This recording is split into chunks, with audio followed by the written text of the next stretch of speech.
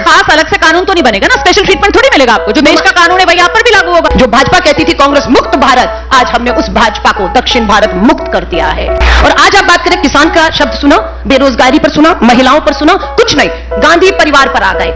हमारा तो गांधी परिवार है, आजादी के आंदोलन से खून दिया है राजीव गांधी, इंदिरा गांधी, शहादतें दी। आपका परिवार मोदी जी का। पिक्चर चालू करो बे। कांग्रेस क्या जनता का मिजाज नहीं समझ पा रहे? क्योंकि जहां जहां अभी हाल में हमारे सामने तो वो 3 राज्य हैं जहां सीधी आपकी आर पार की लड़ाई बीजेपी के साथ थी, चाहे छत्तीसगढ़ हो, चाहे मध्य प्रदेश हो, चाहे राजस्थान हो, तीनों जगह बीजेपी जीती, आप लोग हार गए। तो क्या आप जनता की नब्ज नहीं समझ पा रहे? और दूसरा बड़ा सवाल जिसकी ओर इशारा अभी नलन जी ने किया है वो ये कि 24 की जो चुनावी लड़ाई है वो संविधान की रक्षा पर जो कांग्रेस लेकर आ रही है वो क्यों? आइए देखते हैं मलाया। आपने बताया हम कहां हारे, आपने ये नहीं बताया कि हम कहां जीते हैं। क्या कर्नाटका की डबल इंजन की भाजपा सरकार को वहां के लोगों ने उखाड़ फेंका या नहीं फेंका? हिमाचल की डबल इंजन की भाजपा सरकार को उखाड़ फेंका या नहीं फेंका? तेलंगाना का चुनाव हम जीत कर आए हैं। जो भाजपा कहती थी कांग्रेस मुक्त भारत, आज हमने उस भाजपा को दक्षिण भारत मुक्त कर दिया है। दक्षिण भारत मुक्त कर दिया है। और आज आप बात करें किसान का शब्द सुना, बेरोजगारी पर सुना, महिलाओं पर सुना, कुछ नहीं, गांधी परिवार पर आ गए। हमारा तो गांधी परिवार है, आजादी के आंदोलन से खून दिया है राजीव गांधी, इंदिरा गांधी, शहादतें दी। आपका परिवार मोदी जी का परिवार। यह है मोदी जी का परिवार जिसे बचाने के लिए आज साक्षी मलिक हो, बिल्किस बानो हो, बीएचयू में पढ़ने वाली हमारी छात्रा का सामूहिक बलात्कारी इनकी आईआईटी के नेता हैं। केंद्र में जो तस्वीरें हैं किसकी हैं? प्रधानमंत्री नरेंद्र मोदी जी और महिला बाल विकास मंत्री स्मृति ईरानी जी अपराध के केंद्र में, और जिनके साथ तस्वीरें हैं वो बीएचयू की छात्रा के सामूहिक बलात्कारी हैं। तोबा तोबा तोबा, थारा मूड खराब कर लिया। हम पूछना चाहते हैं बिल्किस बानो के 11 सामूहिक बलात्कारियों को छोड़ने का अपराध आपने किया या नहीं? हाँ या ना? हम सलाम करते हैं सुप्रीम कोर्ट को, बेटी को न्याय मिला है। साक्षी मलिक की एफआईआर आपने नहीं होने दी, सुप्रीम कोर्ट ने दिल्ली पुलिस को फटकार लगाई तब मिली। इस पे एक शब्द नहीं आपने बोला है। और जिसको कहते हैं नींव खोखली की, कांग्रेस ने क्या किया? अरे 50 साल से नली जी आप भी जिस स्कूल कॉलेज में पढ़े होंगे ना, वो कांग्रेस का बनाया हुआ स्कूल कॉलेज था। मत करिए इस देश को बनाने में हमारे अध्यापक हो, किसान हो, सरहद पे खड़ा जवान हो, वैज्ञानिक हो, इस देश में उन सबका एक योगदान रहा है। आप उसे नकारते हैं जब आप ये कहते हैं कि 50 साल में कुछ नहीं हुआ। अरे बाप रे, ये तो धोती खोल रहा है। आज इस देश पे 10 साल में आपने जो इमारत खड़ी की है ना, वो इमारत को मजबूत आधार और नींव देने का काम इन 50 सालों में देश के लोगों ने किया है, जिसका आप अपमान करते हैं बार बार ये कह के। तो मैं आपसे फिर कहूंगी, 10 साल इनके, और हम जमीन से नहीं जुड़े हुए, 10,000 किलोमीटर की यात्रा की है। इनके 10 साल के अन्याय काल के ऊपर राहुल गांधी जी की 10,000 किलोमीटर की भारत जोड़ो न्याय यात्रा भारी पड़ रही है। सड़कों में थे, असम के मुख्यमंत्री बौखला गए, बोले यात्रा खत्म होते ही एफआईआर करूंगा, अरेस्ट करके जेल में डालूंगा। हिंसा हुई, आक्रमण हुए, सब कुछ हुए, लेकिन यात्रा पहली वाली दूसरी अपने मुकाम तक पहुंची, क्योंकि वो यात्रा कांग्रेस की अपने लिए नहीं थी। वही अन्नदाता जो दिल्ली की दहलीज पे बैठा है। दूसरी वाली यात्रा तो बहुत ही नुकसान पहुंचाती चले गई। मतलब जहां जहां से यात्रा गुजर रही थी वहां वहां जो सहयोगी थे इंडिया गठबंधन वाले, वो सारे अलग होते चले गए।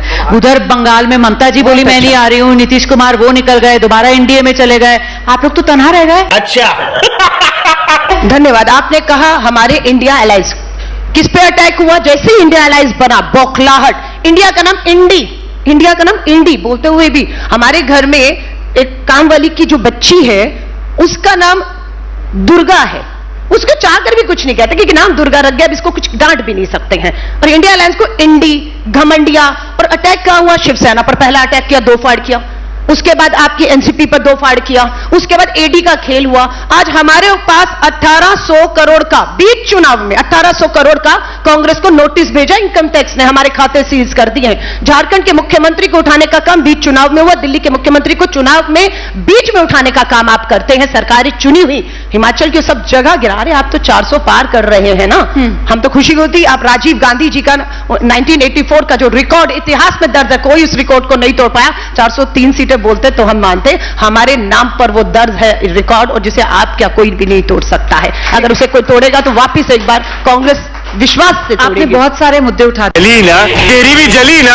आपके लिए खास अलग से कानून तो नहीं बनेगा ना, स्पेशल ट्रीटमेंट थोड़ी मिलेगा आपको। जो देश का कानून है वही आप पर भी लागू होगा। नुमाना जी 10 साल से ये सत्ता में है, फाइलें इनकी, विभाग इनके, जांच एजेंसियां इनकी, आदेश पूछ रहे 10 साल कम पड़ गए, साबित कर देना था ना, सूली चढ़ा देना था ना, सजाएं देती, चुनाव न लड़ने के लिए ये रहते काबिल। 10 साल तक आज भी खोखले झूठे आरोप ब्लैकमेलिंग चल रही है। और वो गांधी परिवार, राहुल गांधी बंगला ले लिया, सदस्यता ले ली, सुरक्षा एसपीजी छीन ली, भारत जोड़ो न्याय यात्रा पर निकलते हैं, इनके सामने झुकता नहीं, इसलिए इनको आज भी वो उससे बौखलाते हैं।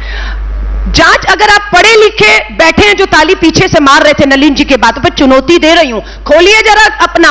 आज बताइए, चुनाव आयोग की वेबसाइट पर अभी डला है 42 करोड़ रुपए का, भाजपा ने जो अपना अकाउंट डाला है उसमें किसी का नाम नहीं है, पता नहीं है, फोन नंबर नहीं है। 42 करोड़ रुपए का चंदा कहां से आया, किसने दिया, उसके हिसाब से इन पर बनता है 4600 करोड़ का जुर्माना। अच्छा। हमारे सिर्फ 14 लाख रुपए तक का जानकारी नहीं थी कि वो 14 लाख कैश किसने दिया, उसकी जानकारी नहीं थी, और हम पर फाइन लगा 135 करोड़ रुपए का। तो इनकम टैक्स है, कोर्ट क्यों नहीं मान रहे?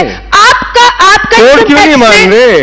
कोर्ट क्यों नहीं मान रहे? संवैधानिक संस्था को इन्होंने अपने चंगुल में रख लिया है। अच्छा, कोर्ट, अच्छा ये बता दीजिए, बिल्कुल आप रिकॉर्ड करिए, आप कह रहे कोर्ट हमारी जेब में है। अरे हाँ भाई हाँ। अलका जी वो जो पॉइंट रख रहे हैं कि साहब आप तो गए ना, आप अदालत की शरण में गए, लेकिन वहां से रिलीफ क्यों नहीं मिला? फिर नहीं, रिलीज मिलेगा, हम रिलीफ, हम आपको फिर कह रही हूं, कानूनी लड़ाई है ना, राजनीतिक तौर पर भी लड़ेंगे, कानूनी तौर पे भी लड़ेंगे। मैं सिर्फ इनसे ये कह रही हूं कि क्या ये सच है या नहीं कि चुनाव आयुक्त संवैधानिक संस्था पे बैठा आदमी, क्या मजबूरी है कि 6 महीने से लिखित में समय मांगता है विपक्ष, वो समय नहीं देते? क्या मजबूरी थी?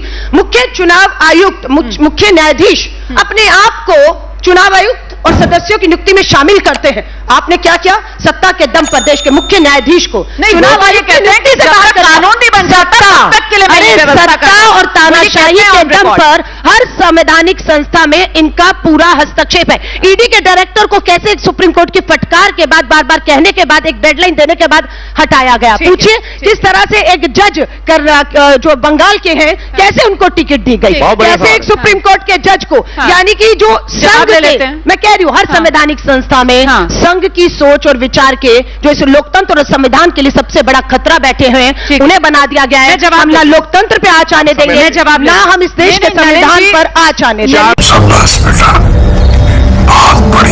जहां जीत रहे होते हैं वहां ईवीएम सही हो जाती है। जब अदालत के फैसले विपक्ष के, कांग्रेस पार्टी के, अन्य जो विपक्षी पार्टी है उनके फेवर में आ रहे होते हैं, तो वाह वाह जी क्या बात है, जुडिशरी की साख है, इंडिपेंडेंट है। और जहां मन माफिक नहीं, वहां पर संविधान खतरे में आ जाता है। ये कड़वा कड़वा, थू थू, मीठा मीठा गपगप। धन्यवाद।